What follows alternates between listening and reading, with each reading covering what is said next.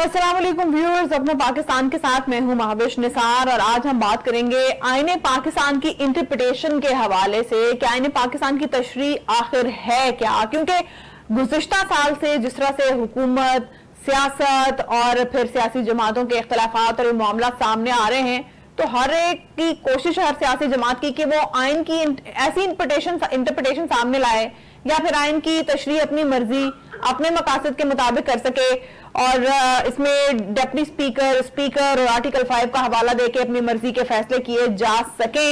लेकिन आइन दरअसल क्या है, आइन की रूह से फैसले किस तरह होने चाहिए थे या किस तरह किए जा सकते हैं, आइन किस मामले में क्या किरदार अदा करता है, इस पर बात करने के लिए प्रोग्राम में हमारे साथ मौजूद हैं आप वाइस प्रेसिडेंट हैं सुप्रीम कोर्ट बार के माहिर कानून जावेद अहमद चितारी साहब। बहुत शुक्रिया जावेद साहब आपके वक्त का, आपको बहुत खुशामदीद कहते हैं प्रोग्राम में। क्या कहिएगा, जो गुज़िश्ता साल से एक सिलसिला चला आ रहा है, एक हम तसलसल देख रहे हैं सियासी मामलात का, सियासी इख्तलाफात का, और उसमें फिर आइन को जिस तरह से अपनी मर्जी या अपनी जरूरत के मुताबिक तोड़ने मरोड़ने की कोशिश की जाती रही है, तो आइन की रूह से दरअसल आप क्या समझते हैं कि किस तरह से फैसले होने चाहिए थे? अगर आप एक साल के दौरान के फैसलों की बात कर रहे हैं, तो एक साल के दौरान सबसे बड़ा फैसला जो था वो तो ये था कि जब इमरान खान साहब अपनी तरीके अदम एतमाद पर अमल नहीं कर रहे थे और उसकी वोटिंग नहीं करा रहे थे, तो 12 बजे कोर्टें खुल गई थी और 12 बजे कोर्टें लग गई थी। बिल्कुल उस वक्त भी यही जज थे, यही बेंच थी और यही लोग थे, और उस वक्त इनके फैसलों को मौजूदा हुकूमत ने बगल में बजाकर, बिगल बजाकर हक व इंसाफ की फतह करार दिया था। लेकिन जब वक्त के साथ साथ मौजूदा हुकूमत ने एक उस शख्स के ऊपर जिसके ऊपर कभी भी ड्राइविंग का चालान नहीं हुआ, डबल सवारी का चालान नहीं हुआ, रेडियो टीवी का लाइसेंस ना रखने का चालान नहीं हुआ, उस शख्स पर 1 साल के अंदर 122 मुकदमे कायम कर दिए, और अभी जो 9 मई के बाद के जो मुकदमात की फहरिस्त है वो सामने नहीं है। तो इन सब बातों को एक आम शहरी जिस तरीके से सोचता है, तो जजिस हजरात की भी फैमिली होती है, वो भी आम शहरी होते हैं, उनका काम सिर्फ इतना होता है कि वो प्रोसीजर और आइन जो कहता है उसकी रोशनी में वो आपको इंटरप्रिटेशन करके देते हैं और कहते हैं ये इसकी ताबीर तशरीह है और हमारी नजर में ये होना चाहिए। फैसला कोई नहीं करता, फैसला तो शहादतें करती है या प्रोसीजर करता है या कानून करता है। लेकिन जब वो प्रोसीजर और कानून को और आइन को सामने रखकर इंटरप्रिटेशन करके और कहते हैं कि बाकी नजर में, हमारी नजर में ये बात इस तरह होनी चाहिए, तो ये कहते हैं कि ये इसमें अकरबा परवीरी आ गई या शाहबाइजम आ गई या इसको कहते हैं कि जिसको कहते हैं कि लाडले वाली बात कहते हैं वो आ जाती है। तो भाई आप ये बता दीजिए कि जिन फैसलों को किया है उन्होंने, जिनमें आप उनको लाडला कहते हो, उन फैसलों की आप कभी अपील में गए? उन फैसलों के लिए क्या कभी आप रिवीजन में गए? कभी नहीं गए, इसलिए कि आपको भी पता है, आपके वकीलों को भी पता है कि ये फैसला तो बिल्कुल सही है, लेकिन सियासी बहस, सियासी अंदाज और सियासी रकाबत में और अपने इक़्तिदार को तूल देने के लिए आपके पास कोई और चारा नहीं, तो आपने जजों को बुरा भला कहना शुरू कर दिया, जजों को मलाइन करना शुरू कर दिया, और ताकि जजों को खौफजदा कर सके। लेकिन मेरी दानिश के अंदर जजों को खौफजदा नहीं किया जा सकता, लेकिन ये चाहती है हुकूमत या जो पीडीएम है पूरी, इनके पास आवाम के पास जाने का कोई बयानिया नहीं है। हमेशा एक बयानिया होता है आवाम के पास जाकर वोट लेने का, एक हम कहते हैं कि इसलिए हमें वोट दें, हमारा मौक़िफ़ ये, हम आपको ये देंगे। इनके पास कुछ नहीं है, लिहाजा ये चाहते हैं कि हम अदालती तौर पर अदालत की इतनी बेहरमती, इतनी बेइज्जती करें, इतनी कंटेम करें अदालत की कि अदालत हमें कान पकड़कर कंटेम ऑफ कोर्ट के अंदर हमें निकाल दे और हम जाकर अदालतों को हम के सामने ये कहें कि देखो हम मुंतखब वज़ीर आज़म थे और हमें निकाल दिया। मेरा भाई भी मुंतखब वज़ीर आज़म था, उसे भी निकाल दिया। यूसुफ रज़ा गिलानी भी मुंतखब वज़ीर आज़म थे, उनको भी निकाल दिया। राजा अशरफ साहब के मुंतखब वज़ीर आज़म, उनको भी निकाल दिया। भाई अदालत पागल है कि तुम्हारे वज़ीर आज़म को काम पकड़ के निकाल दिए। तुम कुछ ना कुछ कर तो रहे होगे, कहीं ना कहीं बेईमानी कर रहे होगे, कहीं ना कहीं कोई ऐसी हरकत कर रहे होगे जिससे कानून हरकत में आ रहा है। और फिर आप ही कहते हो कि जो अदालतें रिलीज दे रही है इमरान खान को, कि रिलीफ दे रही है और बहुत नागना समझ रही है, तो भाई ये रिलीफ तो अली मूसा गिलानी को जब गिरफ्तार किया था और कोर्ट के बाहर से, कोर्ट के अंदर से जो बेल बिफोर अरेस्ट के लिए आ रहे थे, तो अभी कोर्ट ने उनको बेल बिफोर अरेस्ट दी थी, उसकी अरेस्ट को गैर कानूनी करार दिया था। उस वक्त तो आप कह रहे थे कि बहुत अच्छी बात है।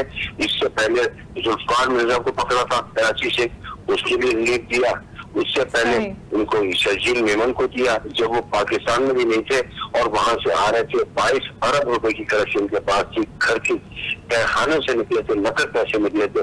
अदालत ने रिलीफ दिया, प्रोटेक्टिव बेल दी, फिर आकर यहाँ पर ये आके मैत्री केसों में खाने लगे और उनकी बेल हो गई।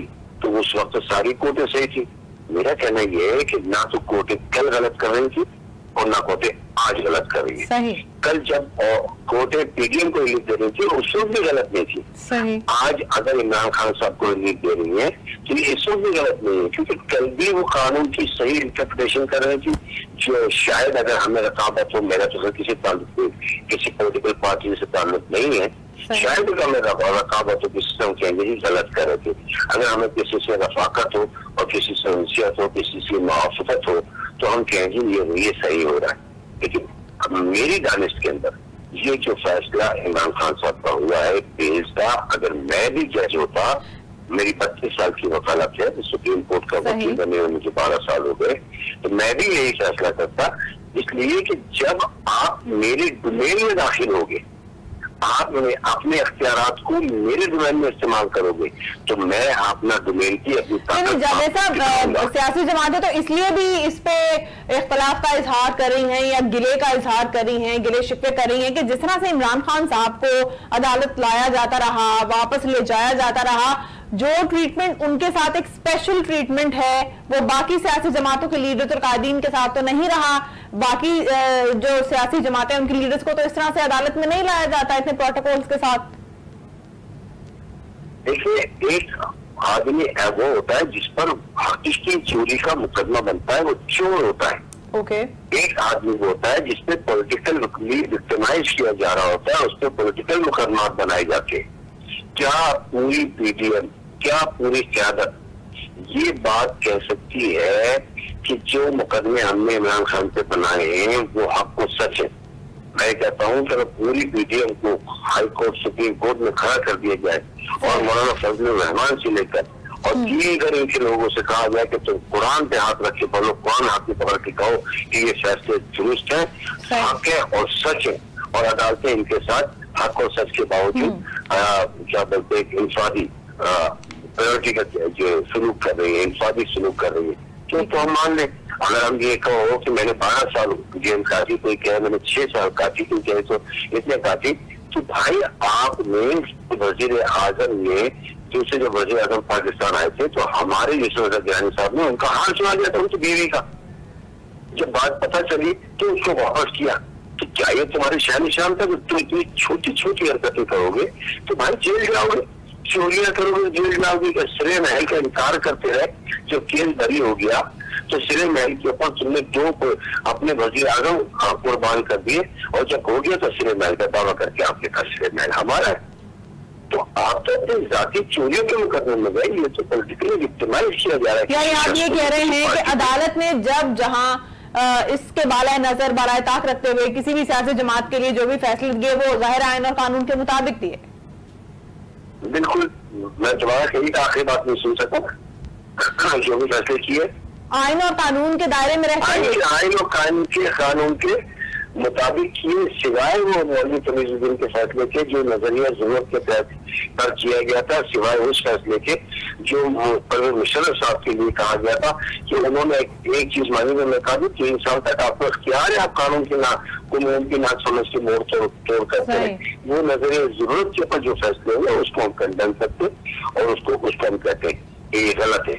लेकिन जो मजबूरी तौर पर फैसले आईन और कानून की नजर में किए, और जजेस खासकर सुप्रीम कोर्ट के जजेस कभी गलत फैसला नहीं कर सकते। इसकी वजह यह है कि आज जो वो फैसला कर देंगे, कल उसी नौयत के केस में उनको कोई फैसला करना पड़ेगा। जी बिल्कुल। तो कोई नजीर, कोई नई नजीर कायम कर कोई जज नहीं करता, और लेकिन हालात और वाकयात के मुताबिक अगर कोई बात होती तो उस पर जरूर करते हैं। अच्छा जावेद साहब, एक और चीज आपसे जानना चाहेंगे कि आईन साज काबीना या पार्लियामेंट और अदालत के माबैन भी आजकल जो एक सिचुएशन देखने में आ रही है, जो इंप्रेशन आ रहा है कि जो एक इख्तलाफ पाया जाता है कि बिल अभी मंजूरी के मराहिल तय कर रहा है, लेकिन अदालत उस बिल को रोक देती है, अभी बिल मंजूर भी नहीं होता। देखिए बात ये होती है, अगर मेरे घर में चोर दाखिल हो रहा है और मुझे पता चल रहा है कि मेरे घर में चोर दाखिल हो रहा है, तो क्या मुझे उसको पकड़वाने का, उसको पकड़ने का इख्तियार नहीं है? सही। क्या एक शख्स ने मेरी दीवार फांदी है और मैंने उसको लॉन में पकड़ लिया चोरी करने से पहले, तो क्या मैंने कोई गलत अमल किया? एक आदमी ने मेरी कैपट में पिस्तौल रख दी, मैंने उसकी पिस्तौल छीन के उसकी डकैती नाकाम बना दी, तो क्या कोई गलत है? इस पे सेक्शन है 393 पीपीसी की डकैती की कोशिश में डकैती आपने नाकाम बना दी, 393 में डाकू जेल में जाएगा। सही। तो अगर आप मेरे डोमेन के अंदर मेरी इल्म में बात आ जाती है, सफिशिएंट, अगर मेरी इल्म में बात आ जाती है और मैं वो काम करता हूँ और वो काम गैर कानूनी निकलता है, हो जाता है, तो पर्चा आता है, तो कोर्ट ये कहेगी कि mister Shattari you were very well aware with this fact, उसके बाद भी आपने किया ये काम, लिहाजा आपको इस चौक का आपको कानूनी मोशन आएगा, आपको कानून के सामने करना पड़ेगा और कानून हरकत में आएगा। ये जो मैंने एक नया फार्मूला बनाया, कानून हरकत में आएगा, तो लॉ मिशन जो है। अब आप बता दीजिए कि आप एक आदमी को गिरफ्तार करने के लिए पूरी पाकिस्तान में जोर मार रखा है, ठीक है, जो आदमी 50 रुपए के स्टैम्प पेपर के ऊपर जमानत देके गया वो नहीं आना, और उसका भाई जिसने जमानत दी, जिसकी जमानत फैसले जाती है, वही आदमी वजीर आजम बना हुआ है। तो 417 CRPC का तो आपने पहले से उल्लाह कराया है। सही। अच्छा जावेद साहब, एक चीज और कि मुल्क के आगे जाने के लिए, इस सारे भंवर, इस बहरान में से निकलने के लिए इदारों को, सियासी जमातों को एक पेज पर आना पड़ेगा, कोई ऐसा मीडियम वे निकालना पड़ेगा कि मुल्क आगे चल सके। तो आइन का काम तो इदारों को आपस में जोड़ना है, और जो तफरीक हम आजकल देख रहे हैं अनफॉर्चुनेटली, तो पार्लियामेंट और अदालतों के आपसी जो टर्म्स हैं वो किन बुनियादों पर होने चाहिए कि मसाइल का हल निकल सके, जिस बहरान में हम फंसे हैं बहसीयत एक मुल्क हम उससे आगे जा सके, निकल सके वहां से। अब देखिए मैं आपको एक बात बता दूं, एक फैसला हमारे पास मौजूद है 14 मई को इलेक्शन कराने का मौजूद था, आपने इलेक्शन नहीं कराया। दूसरा फैसला आता है, इस्लामाबाद हाईकोर्ट कहता है कि जो इमरान खान साहब की गिरफ्तारी जायज है कानूनी तौर पर। आप उस इस्लामाबाद के हाईकोर्ट के चीफ जस्टिस के फैसले को बगले बजाकर और डिगल बजाकर ऐलान करके कि हम कोर्ट के फैसले को मानते हैं, कोर्ट ने कह दिया कि ये चीज सही है, सही है। लेकिन जब chief justice supreme court Pakistan कहता है कि 14 मई को इलेक्शन कराओ, वो कहते हो गलत है। तो भाई कहने की बात है कि एक इसका फैसला कहते हो सही है, जो आपके फेवर में, जो आपकी पूरे दिमाग को लगता है। दूसरा, जो आपको आईन और कानून समझाता है, सुप्रीम इदारा है, एपेक्स सुप्रीम कोर्ट के बाद एक ही कोर्ट है, वो अल्लाह की कोर्ट है जी। उसके फैसले को तुम मजाक समझते हो, उसके बाद करते हो आप आगे एक पेज पे बैठने की, तो एक पेज पे बैठ नहीं सकते। उसकी वजह ये, एक आदमी एक होता है बेनिफिशियरी, एक चोर, लेकिन जब कोई लोग बैक डोर से आके मुस्तबिर बन जाते, इक़्तिदार में आ जाते लोग, और जिनसे इक़्तिदार छीना होता है उनसे थोड़ी होता है फैसले। उनकी जो तारीख उठा के देखिए, उनको तो 14 लड़के कत्ल कर दिए। बहादुर शाह जफर का कोई बेटा जिंदा है? अंग्रेजों ने उनसे हुकूमत छीनी, उनके सारे बेटे मार दिए, और दीगर लोगों ने। हाँ, बेटा किसका जिंदा है? मीर जाफर का बेटा जिंदा है, मीर जाफर के पोते जिंदा है। क्यों? इसलिए तो सिस्टम इन जैसे चोर उचक्कों को, गद्दारों को पसंद करता है। आपको शायद याद हो कि मीर जाफर का परपोता जो है वो अस्कंदर मिर्जा साहब जो पाकिस्तान के सदर बने थे, मीर जाफर के परपोते थे। सही। पूरी किताबों में आपको मुझे टेक्स्ट बुक में पढ़ाया गया, उनकी बिल्डिंग पे लिखा हुआ है, क्या बोलते हैं, मुझे नहीं पता क्या ट्रेटर लिखा हुआ, मतलब ये क्या बोलते हैं, traitor, the house of the traitor. उसकी कब्र पे लिखा है the killing of the traitor. उसका सबक हमें पढ़ाया गया, लेकिन उसका परपोता पाकिस्तान के अंदर वो सदर पाकिस्तान बन गया। सही। इसका मतलब ये हमें टेक्स्ट बुक में कुछ और पढ़ाया गया और सिस्टम कुछ और चाहता है, सिस्टम कुछ और करता है। सही। अच्छा, आपने इंतखाबात की बात की जावेद साहब, आपने इंतखाबात की बात की। हुकूमत कहती है कि उन्हें भी इंतखाबात से इनकार नहीं है कि इंतखाबात नहीं करवाएंगे, इंतखाबात तो होने चाहिए, इंतखाबात तो करवाने चाहिए, लेकिन फिलहाल हुकूमत का कहना है कि इंतखाबात के लिए हालात साजगार नहीं है, मुआशी तौर पे भी और अमन व अमान के लिहाज से भी। तो फिर आईन इस हवाले से क्या कहता है? हाँ, ये देखिए, हालात साजगार रहेंगे, हालात हम इतने बिगाड़ देंगे कि हालात साजगार रहेंगे। इस पर मैंने कथा कहा था, मैं आपको सुनाता चलूं कि जब ये अब से 1 महीना 1.5 महीना पहले जब फैसला आया तो मैंने कहा कि हालात साजगार नहीं है, हम नहीं कर सकते, हमारे पास फंड नहीं है, हमारे पास नहीं है। वो 12 अरब रुपए आपके पास नहीं है, उससे ज्यादा पैसे आपने बिलावल भुट्टो साहब ने अपने सरकारी दौरों में खर्च कर दिए, उससे ज्यादा पैसे आपने ग्रांट में खर्च कर दिए, उससे ज्यादा पैसे आपने मुफ्त आटा स्कीम में खर्च कर दिए और उस समय असेंबली बन गया और अपने खाकान अब्बासी साहब वो कहते हैं कि इसमें गड़बड़ हुई है। बात क्या है,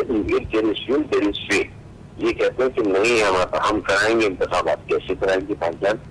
आपका ताल्लुक ये है कि हमें उसको आप इसे कराना चाहते कि आप हालात बिगाड़ इसीलिए रहे। इमरान खान साहब को गिरफ्तार करने की सोच नहीं थी। मैप के केस में जब तक के रेफरेंस दाखिल ना हो जाए, इंक्वायरी मुकम्मल ना हो जाए, किसी मुलजिम को गिरफ्तार नहीं किया जाता। कोई नोटिस देते हैं, नोटिस की बाकायदा तकमील ना हो जाए, तामील ना हो जाए, इसके बावजूद अगर मुलजिम ना हाजिर हो तो उस पर वारंट इश्यू होता है। इन्होंने तो अपना जवाब भी दाखिल किया होता और रेफरेंस भी दाखिल हुआ।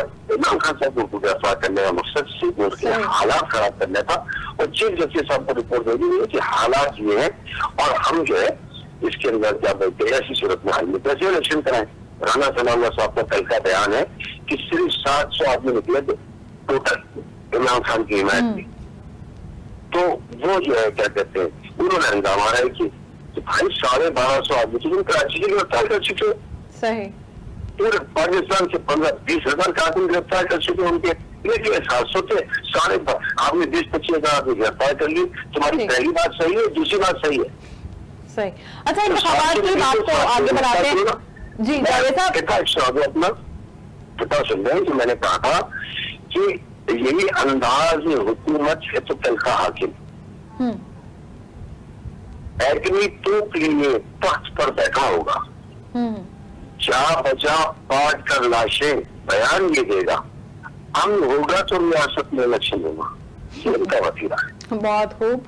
अच्छा, इंतखाबात की बात खासमत नहीं है, मैं एक शहरी हूँ, कानून का तालिब इल्म हूँ, फकीर हूँ और जो चीज मैं महसूस कर रहा हूँ बता रहा हूँ। ना मैं मेरा पॉलिटिकल ताल्लुक इमरान खान साहब से, ना मेरी किसी किस्म की पॉलिटिकल मुखासिमत पीडीएम की किसी जमात से। सही। अच्छा जावेद साहब, ऑपोजिशन यानी कि तहरीक इंसाफ का ये कहना है कि फिल फॉर इंतखाबात करवाए जाएं।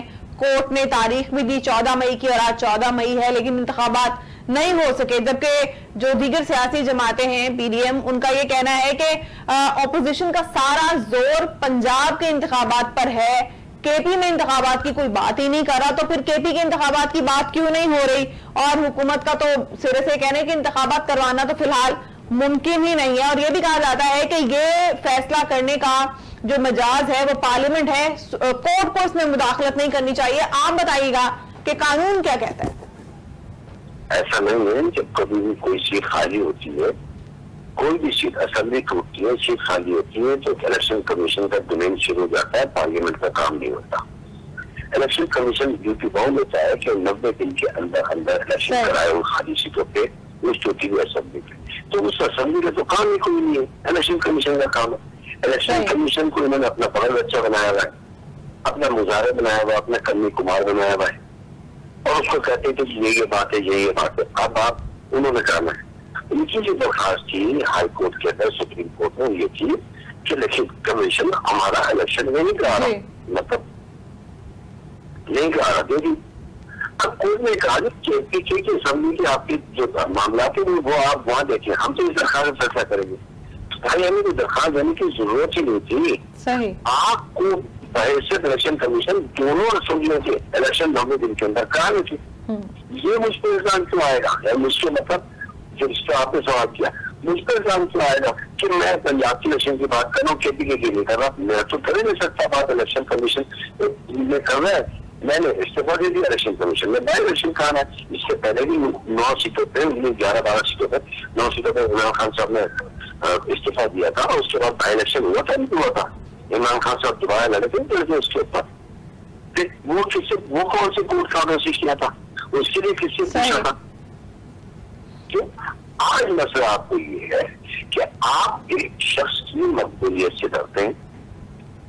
आप समझते हैं कि जब इलेक्शन होगा तो इलेक्शन शुरू हो जाएगा, निकल जाएगा जज, और दास्तान भी ना होगी दास्तानों में, दास्तान भी ना होगी दास्तानों में। नहीं जावेद साहब, एक ये भी इम्प्रेशन है कि इमरान खान साहब चाहते हैं कि जब तक बंदियाल साहब चीफ जस्टिस हैं उनके होते होते इलेक्शंस हो जाएं, जबकि दीगर जमातें चाहती हैं कि उनके रिटायरमेंट के बाद हो। तो क्या वाकई ये चीज एग्जिस्ट करती है, ये इलेक्शंस पर असरअंदाज हो सकती है या ये तहरीक इंसाफ के फेवर में जा सकती है?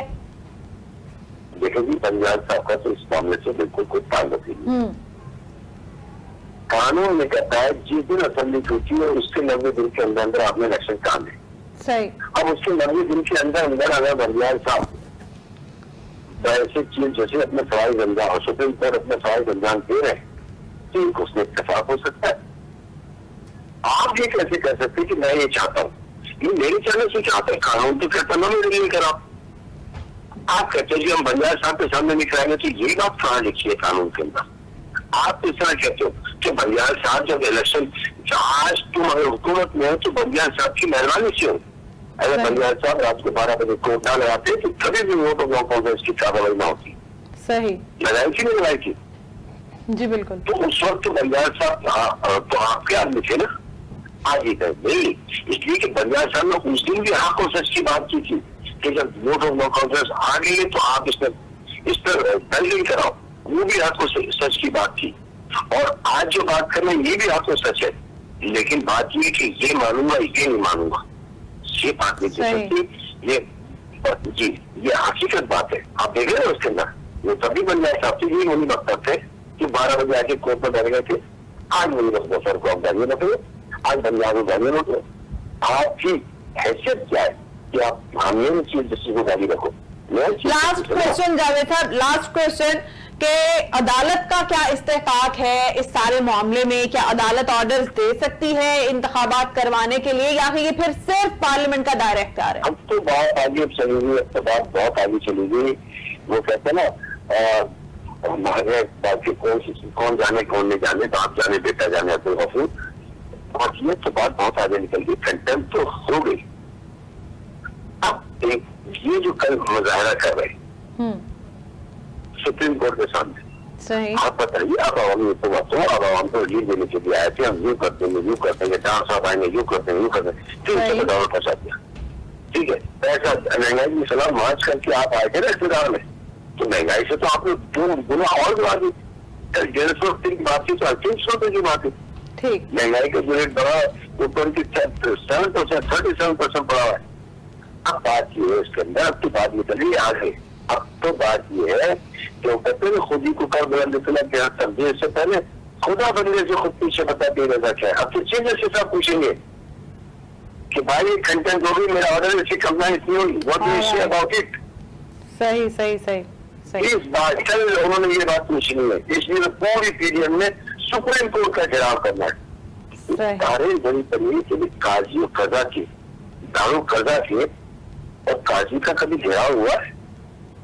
सही। कभी हुआ है?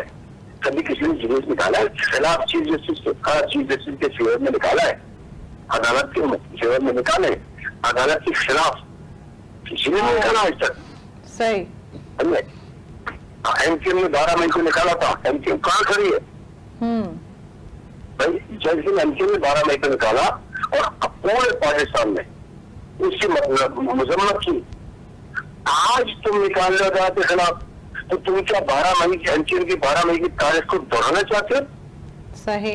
तो जो एमक्यूएम ने किया 12 मई को तो वो गलत, आज तुम करोगे 15 मई को, तो ये सही? ठीक। बहुत शुक्रिया जावेद साहब, जावेद चितारी साहब हमारे साथ थे। आपने आइन और कानून के मुताबिक बहसीत एक माहिर कानून आपने अपनी राय दी। अदालत का क्या इस्तेकाक है, पार्लियामेंट किस तरह से कानून साजी कर सकती है, इंतखाबात के हवाले से भी आपने राय दी और रोशनी डाली। बहुत शुक्रिया आपका, और व्यूअर्स आपका भी बहुत शुक्रिया। दोबारा किसी टॉपिक के साथ हाजिर होंगे आपकी खिदमत में, तब तक अपना ख्याल रखिएगा। खुदा हाफिज।